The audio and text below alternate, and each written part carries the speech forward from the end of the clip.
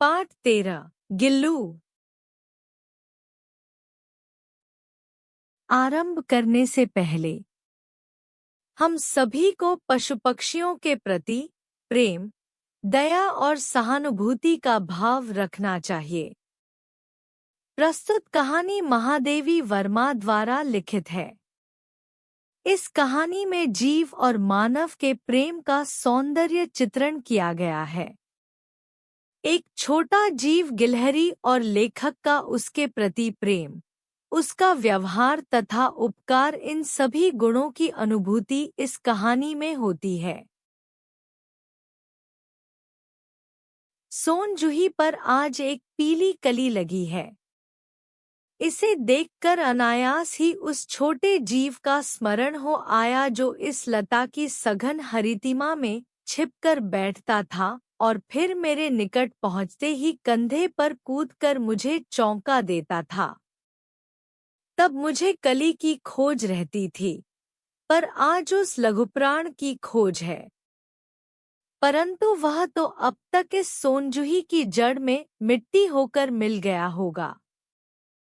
कौन जाने स्वर्णिम कली के बहाने वही मुझे चौंकाने ऊपर आ गया हो।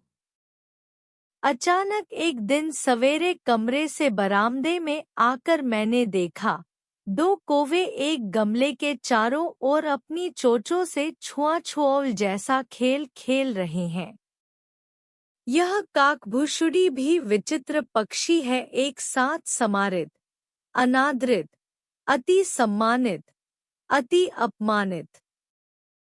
हमारे बेचारे पुरखे न गरुड़ के रूप में आ सकते हैं, न मयूर के, न हंस के। उन्हें पितृपक्ष में हमसे कुछ पाने के लिए काक बनकर ही अवतीर्ण होना पड़ता है। इतना ही नहीं, हमारे दूरस्थ प्रियजनों को भी अपने आने का मधुर संदेश इनके कर्कश स्वर में ही देना पड़ता है। दूसरी ओर हम कौवा और काव काव करने को अवमानना के अर्थ में ही प्रयुक्त करते हैं। मेरे काकपुराण के विवेचन में अचानक बाधा आ पड़ी, क्योंकि गमले और दीवार की संधि में छिपे एक छोटे से जीव पर मेरी दृष्टि रुक गई। निकट जाकर देखा, गिलहरी का एक छोटा सा बच्चा था जो संभवतः घोंसले से गिर पड़ा है और अब कौवे उसमें सुलभ आहार खोज रहे हैं। काकद्वय की चोंचों के दो घाव उस लघुप्राण के लिए बहुत थे, अतः वह निश्रेष्ट सा गमले से चिपटा पड़ा था। सबने कहा, कौवे की चोंच का घाव लगने के बाद यह बच नहीं सकता, अतः इसे ऐसे ही रहने दिया जाए। परंतु मन नहीं माना, उसे धीरे से उठाकर अपने कमरे में ले आई। फिर रुई से रक्त पोंछकर घावों पर पेंसिलिन का मरहम लगाया। रुई की बत्ती दूध से भिगोकर जैसे तैसे उसके नन्हे से मुंह में लगाई, पर मुंह खुल न सका और दूध की बूंदें दोनों ओर लुढ़क गई। कई घंटों के उपचार के उपरांत उसके मुंह में एक बूंद पानी टपकाया जा सका।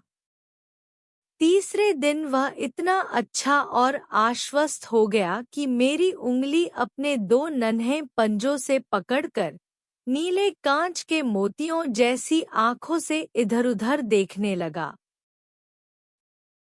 3-4 मास में उसके स्निग्ध रोए, झब्बेदार पूंछ और चंचल चमकीली आंखें सबको विस्मित करने लगी। हमने उसकी जातिवाचक संज्ञा को व्यक्तिवाचक का रूप दे दिया और उसे गिल्लू कहकर बुलाने लगे। मैंने फूल रखने की एक हल्की डलिया में रुई बिछाकर उसे तार से खिड़की पर लटका दिया। वही 2 वर्ष गिल्लू का घर रहा। वह स्वयं हिलाकर अपने घर में झूलता और अपनी कांच के मनकोंसी आंखों से कमरे के भीतर और खिड़की से बाहर न जाने क्या देखता समझता रहता था। परंतु उसकी समझदारी और कार्यकलाप पर सबको आश्चर्य होता था। जब मैं लिखने बैठती तब अपनी ओर मेरा ध्यान आकर्षित करने की उसे इतनी तीव्र इच्छा होती थी कि उसने एक अच्छा उपाय खोज निकाला। वह मेरे पैर तक आकर सर से पर्दे पर चढ़ जाता था और फिर उसी तेजी से उतरता। उसका यह दौड़ने का क्रम तब तक चलता जब तक मैं उसे पकड़ने के लिए न उठती। कभी मैं गिल्लू को पकड़कर एक लंबे लिफाफे में इस प्रकार रख देती कि उसके अगले 2 पंजों और सिर के अतिरिक्त सारा लघुगात लिफाफे के भीतर बंद रहता। इस अद्भुत स्थिति में कभी कभी घंटों मेज पर दीवार के सहारे रहकर वह अपनी चमकीली आंखों से मेरा कार्यकलाप देखा करता। भूख लगने पर चिक-चिक करके मानो वह मुझे सूचना देता और काजू या बिस्कुट मिल जाने पर उसी स्थिति में लिफाफे से बाहर वाले पंजों से पकड़कर उसे कुतरता रहता। फिर गिल्लू के जीवन का प्रथम बसंत आया। नीम चमेली की गंध मेरे कमरे में हौले-हौले आने लगी। बाहर की गिलहरियां खिड़की की जाली के पास आकर चिक-चिक करके न जाने क्या कहने लगी। गिल्लू को जाली के पास बैठकर अपनेपन से बाहर झांकते देखकर मुझे लगा कि इसे मुक्त करना आवश्यक है। मैंने कीले निकालकर जाली का एक कोना खोल दिया और इस मार्ग से गिल्लू ने बाहर जाने पर सचमुच ही मुक्ति की सांस ली। इतने छोटे जीव को घर में पले कुत्ते, बिल्लियों से बचाना भी एक समस्या ही थी। आवश्यक कागज पत्रों के कारण मेरे बाहर जाने पर कमरा बंद ही रहता है।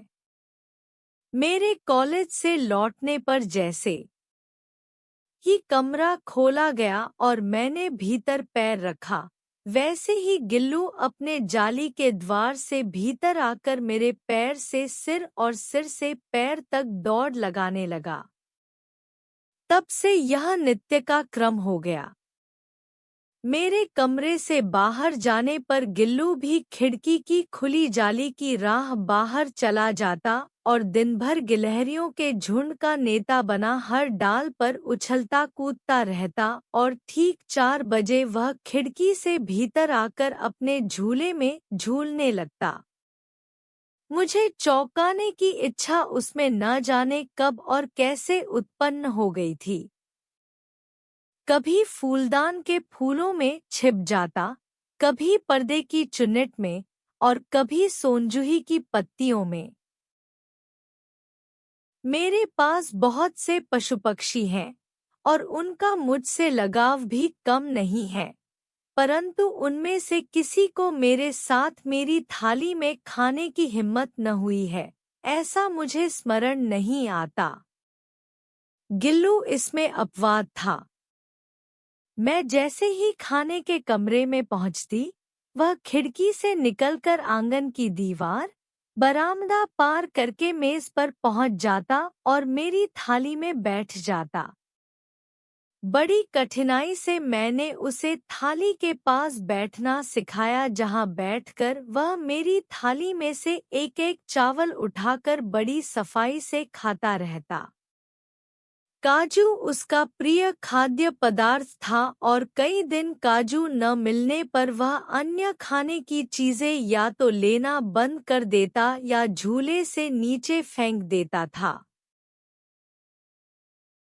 उसी बीच मुझे मोटर दुर्घटना में आहत होकर कुछ दिन अस्पताल में रहना पड़ा। उन दिनों जब मेरे कमरे का दरवाजा खोला जाता, गिल्लू अपने झूले से उतरकर दौड़ता और फिर किसी दूसरे को देखकर उसी तेजी से अपने घोंसले में जा बैठता। सब उसे काजू दे आते, परंतु अस्पताल से लौटकर जब मैंने उसके झूले की सफाई की तो उसमें काजू भरे मिले, जिनसे ज्ञात होता था कि वह उन दिनों अपना प्रिय खाद्य पदार्थ कितना कम खाता रहा। मेरी अस्वस्थता में वह तकिए पर सिरहाने बैठकर अपने नन्हे नन्हे पंजों से मेरे सिर और बालों को इतने हौले हौले सहलाता रहता कि उसका हटना एक परिचारिका के हटने के समान लगता। गर्मियों में जब मैं दोपहर में काम करती रहती तो गिल्लू न बाहर जाता न अपने झूले में बैठता। उसने मेरे निकट रहने के साथ गर्मी से बचने का एक सर्वथा नया उपाय खोज निकाला था। वह मेरे पास रखी सुराही पर लेट जाता और इस प्रकार समीप भी रहता और ठंडक में भी रहता। गिलहरियों के जीवन की अवधि 2 वर्ष से अधिक नहीं होती। अतः गिल्लू की जीवन यात्रा का अंत आ ही गया। दिन भर उसने न कुछ खाया न बाहर गया। रात में अंत की यातना में भी वह अपने झूले से उतरकर मेरे बिस्तर पर आया और ठंडे पंजों से मेरी वही उंगली पकड़कर हाथ से चिपक गया जिसे उसने अपने बचपन की मरणासन्न स्थिति में पकड़ा था। पंजे इतने ठंडे थे कि मैंने जागकर हीटर जलाया और उसे उष्णता देने का प्रयत्न किया, परंतु प्रभात की प्रथम किरण के स्पर्श के साथ ही वह किसी और जीवन में जागने के लिए सो गया। उसका झूला उतार कर रख दिया गया है और खिड़की की जाली बंद कर दी गई, परंतु गिलहरियों की नई पीढ़ी जाली के उस पार चिकचिक करती ही रहती है और सोनजूही पर बसंत आता ही रहता है। सोनजूही की लता के नीचे गिल्लू को समाधि दी गई है, इसलिए भी कि उसे वह लता सबसे अधिक प्रिय थी, इसलिए भी कि उस लघुगात का किसी बासंती दिन जूही के पीलाभ छोटे छोटे फूल में खिल जाने का विश्वास मुझे संतोष देता है।